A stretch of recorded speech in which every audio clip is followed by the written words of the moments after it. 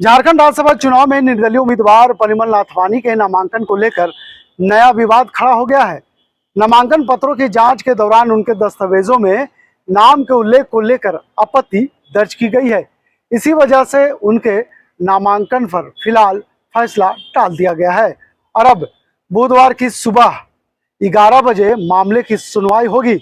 वहीं झारखंड मुक्ति मोर्चा उम्मीदवार बैजनाथ राम और कांग्रेस उम्मीदवार प्रणव झा के नामांकन पत्र वैध पाए गए हैं। नमस्कार, मैं हूं नौशाद और आप देख रहे मेरे साथ लाइव लगातार। तो झारखंड राज्यसभा चुनाव के लिए दाखिल किए गए नामांकन पत्रों की जांच के दौरान निर्दलीय उम्मीदवार परिमल नाथवानी के नामांकन पर आपत्ति दर्ज की गई है। आपत्ति इस बात को लेकर है कि कुछ दस्तावेजों में उम्मीदवार का नाम परिमल नाथवानी दर्ज है, जबकि कुछ अन्य दस्तावेजों में नाथवानी परिमल लिखा गया है। नाम के इस अंतर को लेकर निर्वाचन प्रक्रिया के दौरान सवाल खड़े किए गए हैं। इस मामले पर कांग्रेस विधायक राजेश कच्छप और सीपीआई राज्य सचिव महेंद्र पाठक ने क्या कहा, पहले हम आपको सुनाते हैं। हल्फनामा तो उसमें कुछ गलतियां पाई गई है, क्या हिसाब कैसे? देखिए, चुनाव आयोग का एक अपना प्रक्रिया है। चुनाव नॉमिनेशन करने का एक अपना नियम कानून है। उस नियम कानून के बाहर कोई भी नहीं है। चुनाव आयोग किसी को परमिशन देता है तभी वो चुनाव लड़ सकता है। कई एक क्राइटेरिया है, कई एक फॉर्म्स है, कई एक एफिडेविट हैं, कई एक चीज़ों को आपको हलफनामा में देना होता है। अगर कोई कैंडिडेट इससे दूर भागता है और चुनाव आयोग को लगता है कि इन्होंने इसका कोई चीज़ को छुपाया है, या उनको चुनाव आयोग को लगता है कि भाई ये किसी प्रकार की त्रुटि है, तो चुनाव आयोग उसको रोक सकता है। और निश्चित तौर से अगर ये चुनाव आयोग का मामला है, अगर यहाँ पे निर्दलीय प्रत्याशी, राज्यसभा के निर्दलीय प्रत्याशी परिमल नाथवानी जी का अगर नॉमिनेशन ही गलत अगर होगा तो निश्चित तौर से चुनाव आयोग उसको देखेगा। रही बात बाकी लोगों के, भारतीय जनता पार्टी को तो पता नहीं। चुनाव आयोग का जैसे ही आप बोलना शुरू करिएगा, उन लोगों को तो रात में मिर्च खाता होगा तो उन लोगों को दस्त शुरू हो जाता है। तो उनको क्या कहना है? और उनमें कोई छोटे नेता से लेकर के बड़े नेता तक उनका तमाम लोग एक ही राग अलपता है। आदित्य साहब जी ने आज प्रेस कॉन्फ्रेंस में कहा कि आंदोलन को बेचने में पार्टी आज जीत का दावा कर रही है। कौन आंदोलन को बेचा है? हम भाजपा थोड़ी ना है कि हम गोबर को भी हम अमृत, मतलब उसको भी खाने का हम ये करें। अरे आज ये लोग जो है झूठा लोग है। ये आज दावा करता है कि हम राष्ट्रवाद हैं, बांटने वाले लोग हैं, इंसान को इंसान से बांटने वाले लोग ये दावा करे कि आंदोलन को बेचता है। कौन आंदोलन?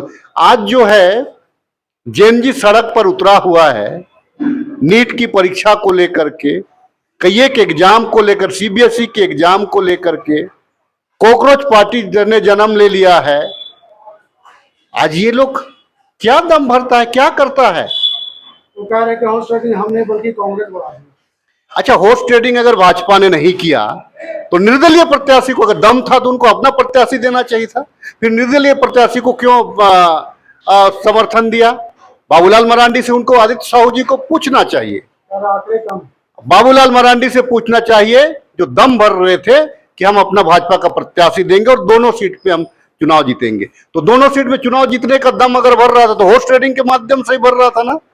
क्या आधार क्या था उसका? आंकड़े क्या थे? उनको बताना चाहिए।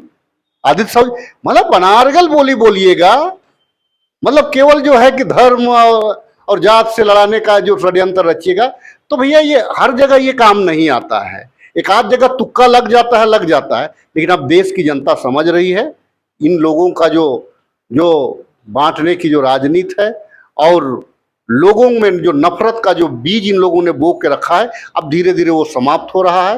वातावरण में शुद्धता आ रही है और निश्चित तौर से हमारा वातावरण शुद्ध होगा।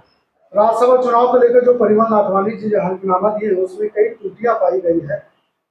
स्कूटी कमेटी ने उसे कल तक के लिए स्टे कर दिया और जवाब मांगा। स्टे नहीं करना चाहिए बल्कि उनकी नामांकन को रद्द कर देना चाहिए। अभी झारखंड के लिए दुर्भाग्य है कि परिमल नाथवानी जैसे लोग राज्यसभा के चुनाव में थैला लेकर आए हैं और विधायकों को खरीदने के लिए। लगता है झारखंड बिकाऊ है झारखंड के चारों ओर भारतीय जनता पार्टी ने बोर्ड लगा के रखा है कि झारखंड बिकाऊ है, और इसीलिए विधायकों के खरीद बिक्री करने के लिए रिलायंस के बड़े ऑफिसर प्रवीण नाथानी को झारखंड इसीलिए लाया गया है क्योंकि उनके पास तो बहुमत है नहीं। भारतीय जनता पार्टी के पास कोई उम्मीदवार नहीं मिला झारखंड का, कोई आदिवासी उम्मीदवार नहीं मिला। आदिवासी के नाम पे राजनीति करते हैं, आदिवासी बनवासी के नाम पे राजनीति करते हैं, फिर प्रवीण नाथानी क्यों? यानी स्पष्ट है कि भारतीय जनता पार्टी झारखंड को बेचने के लिए प्रवीण नाथानी को खड़ा किया है, और जब उनके टूटी है पेपर में तो स्पष्ट चुनाव आयोग को रद्द कर देना चाहिए उनके नामांकन को। क्या लगता है कि इसे लेकर के अब हॉर्स ट्रेडिंग जैसे मामले भी सामने आ सकते हैं, क्योंकि महागठबंधन तरफ से चिट्ठी भी भेजी गई थी आयोग?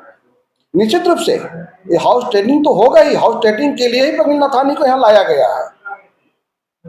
और रहा सवाल चुनाव आयोग का, अगर आपके चैनल के माध्यम से चुनाव आयोग हमारी बात को अगर सुन रहा हो तो उनको सोचना चाहिए कि भारतीय जनता पार्टी के पैकेट में चुनाव आयोग न होकर के काम करे, निष्पक्ष काम करे चुनाव आयोग, और प्रवीण नाथानी के नामांकन को रद्द करे।